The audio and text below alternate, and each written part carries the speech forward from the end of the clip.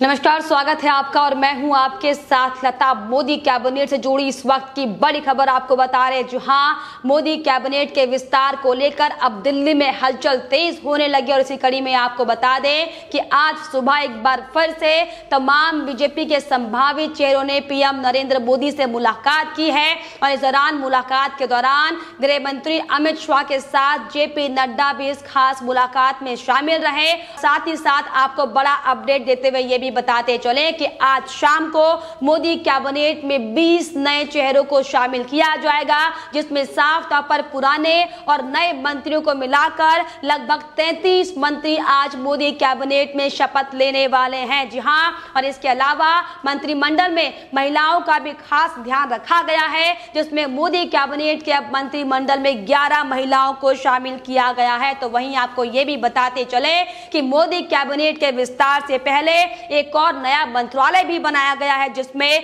मंत्रिमंडल विस्तार से पहले सहकारिता विभाग का गठन किया गया है, जिसके बाद से ही लगातार मोदी की ड्रीम टीम से विपक्षियों को बड़ा झटका लगता हुआ दिखाई पड़ा है। जो एक बार फिर से आज की सबसे बड़ी खबर हम आपको बता रहे हैं, क्योंकि आज पीएम नरेंद्र मोदी के कार्यकाल के दूसरे कार्यकाल का सबसे बड़ा कैबिनेट विस्तार होने वाला है, जिसमें कई तमाम बड़े बीजेपी के दिग्गज नेताओं के नाम शामिल किए गए हैं। जिस तरीके से लगातार पिछले दिनों से मोदी कैबिनेट में कई नामों पर मुहर लगने की कयास लगाई जा रही थी, इसी कड़ी में कई ऐसे बड़े नाम जो लगातार कांग्रेस पार्टी में खुद को उपेक्षित महसूस अब तक करते आ रहे थे, उनका नाम भी मोदी कैबिनेट में शामिल किया गया है। जी हां, हालांकि आपको बता दें कि आज शाम 6 बजे मोदी कैबिनेट के नए मंत्री अपने मंत्रिमंडल पद की शपथ लेंगे, लेकिन इसके पहले आज पीएम नरेंद्र मोदी के साथ तमाम बीजेपी के नेताओं ने खास मुलाकात की है,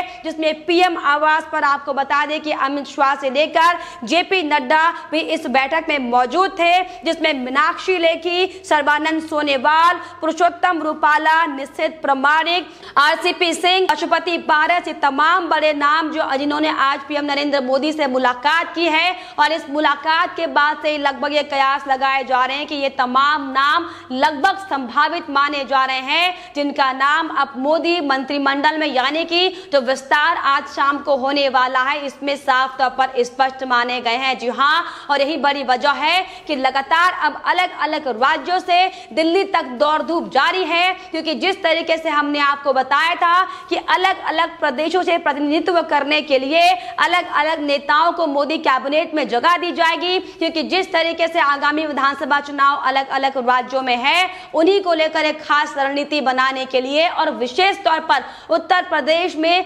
खासा ध्यान यहां पर रखा जा रहा है। क्योंकि अगर हम उत्तर प्रदेश के तमाम बड़े चेहरों की बात करें, इसमें साफ तौर पर रीता बहुगुणा से लेकर अनुप्रिया पटेल का नाम जिसमें सामने आ रहा है, जिनका खासा प्रभाव उत्तर प्रदेश में माना जाता है। जी हां, और अगर हम अब तक के संभावित चेहरों की बात करें जो लगभग स्पष्ट तौर पर मोदी कैबिनेट में आज शाम को 6 बजे शपथ लेने वाले हैं, उसमें कई तमाम दिग्गज नाम शामिल है। सर्बानंद सोनोवाल जो कि असम का बड़ा चेहरा माने जाते थे, और यही बड़ी वजह थी कि सर्बानंद सोनोवाल से लेकर बिस्वा जो कि इस समय असम के मुख्यमंत्री हैं, उन्होंने बीजेपी का दामन थामा था, और अब इनके कामों को देखते हुए बीजेपी लगातार इन्हें बड़ा इनाम देने के मूड में दिखाई पड़ रही है, जिसमें साफ तौर पर सर्बानंद सोनोवाल का नाम नंबर 1 पर दिखाई पड़ रहा है। जी हां, सर्बानंद सोनोवाल भी आज शाम को मोदी कैबिनेट की शपथ लेने वाले हैं। इसके अलावा सुनीता दुग्गल, नारायण राणे जो कि महाराष्ट्र के पूर्व मुख्यमंत्री थे, अनुप्रिया पटेल जो कि अपना दल की नेता है और मिर्जापुर से सांसद है, और 2014 में जब पहली बार नरेंद्र मोदी प्रधानमंत्री बनकर आए थे, तो उत्तर प्रदेश के कई जिलों में अनुप्रिया पटेल का खासा प्रभाव देखा गया था।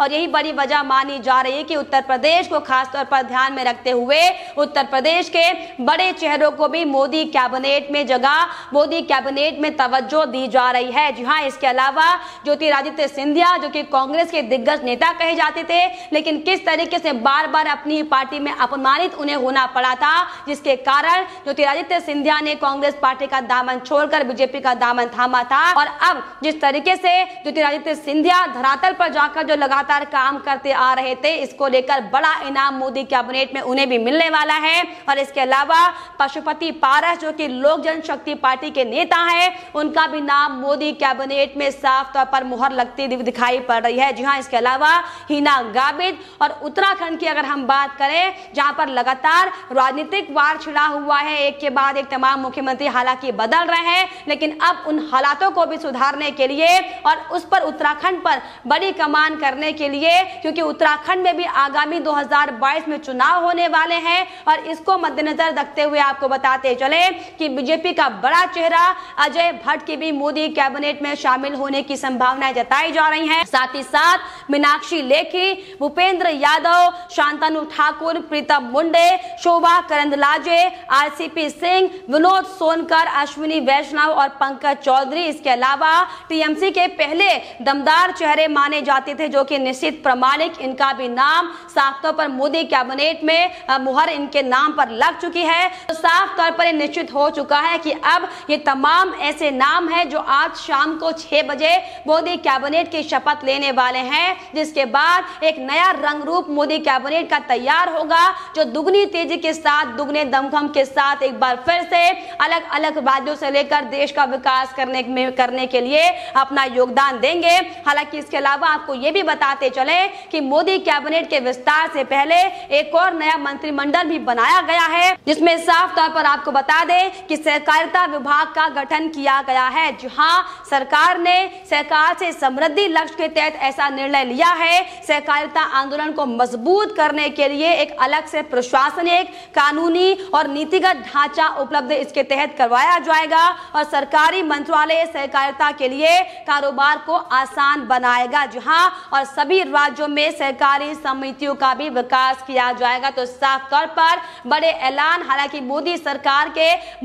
कैबिनेट के विस्तार से पहले यह भी कर दिया गया है, जिससे साफ तौर पर यह समझा जा सकता है कि मोदी सरकार एकदम एक्टिव मोड पर आती हुई दिखाई पड़ रही है। जिस तरीके से कई राज्यों में 2022 में विधानसभा चुनाव होने वाले हैं और उसके बाद देश में जो 2024 में लोकसभा चुनाव आने वाले हैं, उसके तहत लगातार अब रणनीतियां बीजेपी की ओर से बनाई जा रही हैं। इसी के तहत लगातार अब अपने धुरंधरों को मोदी कैबिनेट में तैयार किया जा रहा है। जी हां, हालांकि ये भी साफ तौर पर खबरें सामने आ रही हैं कि अब जो मोदी कैबिनेट में वर्तमान में मंत्री हैं, उनमें कई मंत्रियों का